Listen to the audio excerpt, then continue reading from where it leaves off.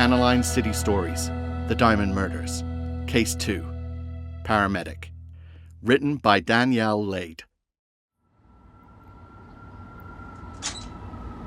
I think she just might make it. BP is 39/50, but her pulse is steady. Okay, let's get her in quick. Maybe we can shave a few minutes off our travel time and get her to trauma ASAP. I'll prep defib and adrenaline in case we lose her on the way. I'll radio Delilah and say we're heading in. Didn't they say this is the 8th victim? Face cards are next. They've got to be pretty special, right? You follow this too much. You should stay off the scanner. It'll rot your mind more than TV, you know. Oh, come on. This girl could be the break that they're looking for. The witness that breaks the case wide open. Yeah. To me, she's just someone we need to work hard as hell to save. And put your back in it, will you? Ah, shit. You okay? Yeah, I'm fine. Just caught my hand on the door handle. God. The vans they send us out on go for too long without service or repair. Don't get me wrong, the engine's got great durability and the equipment for saving folk is top dollar. But the aircon is busted, the side mirror's half missing, the back door apparently bites now, and to top it all off, it only has a cassette tape player. Cassette tape. Who owns cassette tapes these days?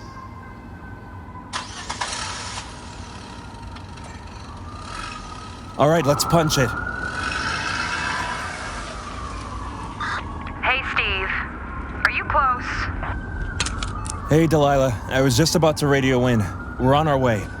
Goddamn reporter slowed us getting to her. Thanks, honey. How's she looking? Not great. Her sats are dropping, but Eric's got defib and adrenaline ready to go in case we need it. We're gonna try and make up some time on the way. Can you make sure trauma are ready when we arrive? Will do, honey. Drive safe.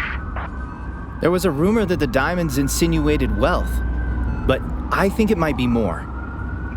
Oh boy, I'm in for another one of Eric's theories. There isn't a crime show that Eric won't watch, and even though we can see through the baloney where all things medical were concerned, somehow he doesn't have the same nonsense filter for anything else. What? So, what's the most famous diamond? How do I know? The Queen of England's diamonds? No. Well, actually, I don't know. Maybe she owns it? The Hope Diamond. You mean the famously in an American museum Hope Diamond? Is it? I think so. What the hell has this got to do with our patient? She British? No, I mean, well, I don't know. The cards. The cards. The cards, goddammit! They're a sign. Listen, they're all diamonds, right? Like the Hope Diamond. Like Hope Avenue, just south of 5th. And what's on Hope Road? I don't know, man. Like 7 pharmacies. What else? Some housing, where some of the newer apartment blocks are. Precisely. You been drinking in the morning again? Hope Avenue. Like hope for the future. Like the Hope Diamond. Like the diamond cards. It all comes together. You really got something there. Yeah? You think so? No, Eric, you got shit. Hope Diamond, Hope Avenue. It's just playing cards. Oh yeah? You don't think it's connected?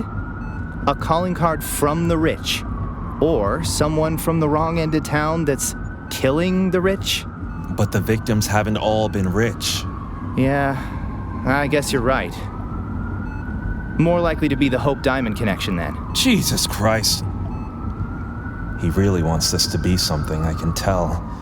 But the truth is, he's just got a jumble of words he's put together and is calling a theory. I can't even tell what the explanation is supposed to be. I don't know if the headache I've got is because of the late-night argument with Mark about my long hours at work, the throb in my finger from catching it on the door handle, or that this was the 17th theory in the last 3 days I'd had to sit through.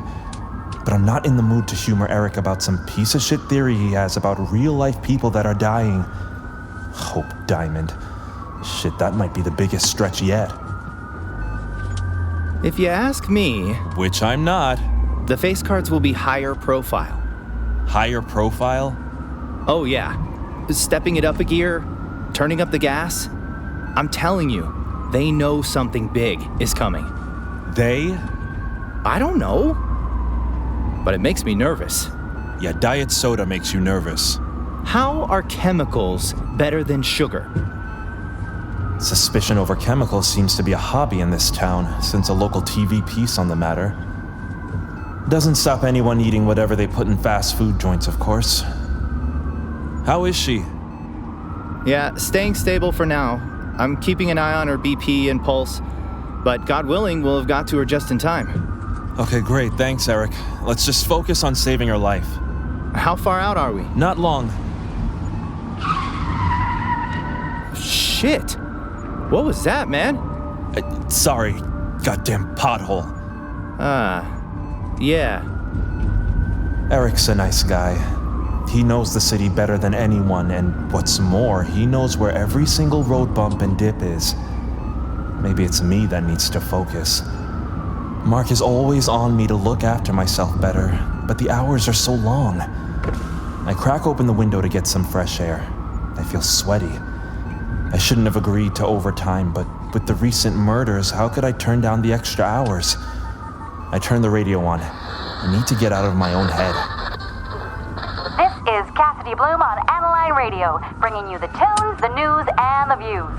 It's 2 o'clock, and enjoy the clear weather as rain is coming later on today. Next up, an update on the local murders that have shocked the city. The officer in charge refuses to comment. Hey, wait. Did they say there was an update? We're not listening to another update, Eric. They may have found the connection with the cards. Or maybe got a suspect in custody. Shit. She's not looking so good, Steve. I'm gonna do what I can back here, but if you can hit the gas, that would be great. Do what you can, Eric. I'll cut down 5th. At this time, it'll be the quieter route. Let's do it, buddy. This is always where I'm at my best. I hate to say it, but there's something about the thrill of knowing that someone's life is in my hands. Headaches, broken side mirrors, my sister's moaning, all of it fades into the background. I love my job, and being able to save lives is... where am I going with this thought? I'm administering adenosine. She's becoming tachycardic. Stay with us, honey. We're nearly there. I need to focus. It feels like my brain is moving through syrup. There's someone's life in my hands, goddammit. After we get to the hospital, I really need to take something for my headache. Shit. You okay up front? Yeah. I know there's a stop sign on that corner, but I don't see it. I don't even look. Thank fuck the road is quiet. What's wrong with me? I look at the dash and the numbers are blurry. I blink and they're back. Shit, I need to pull myself together. Christ, that's a real scratch on my hand. It must have really caught it. Suddenly, a vague memory of someone loitering near the van comes into my mind's eye, but I can't concentrate enough to fully recall what they looked like or why it was relevant. Why did I even notice? There's always people around the van. Why is that even come into my head? Something was amiss. What did I notice?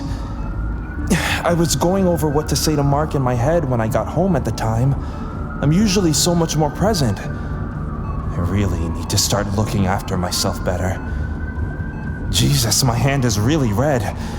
We have to get this woman to the hospital. We can save her. Her life is in my hands. Concentrate, Steve. BP's dropping. We can get there. We can make it. Whoa. Take it easy over the bridge, Steve. We're nearly there. We were so close to the hospital. We can make it. I can make it. I should make dinner tonight. Make a bit of effort. Gosh, why do I find it so hard to show how much I care? And why can't I focus on the fucking road? I open the window slightly more. It isn't a hot day. Why am I sweating so much? I could save her. I need to save her. Steve! We're nearly there! I can feel the ambulance going faster and faster. I'm losing control. I need to get it together. Fuck! Steve, what's wrong? You're sweating. Slow down. I can barely see. Nearly there. I need to get home. Need to say I'm sorry to Mark. Steve, can you hear me? Stop. Stop driving. Eric, help me. I need to slow down. What was it I saw earlier? God, my head. Mark, I'm sorry. Is that something in the road? Have I veered off the road? What the fuck is happening to me? Steve! Steve, stop! Please! Steve!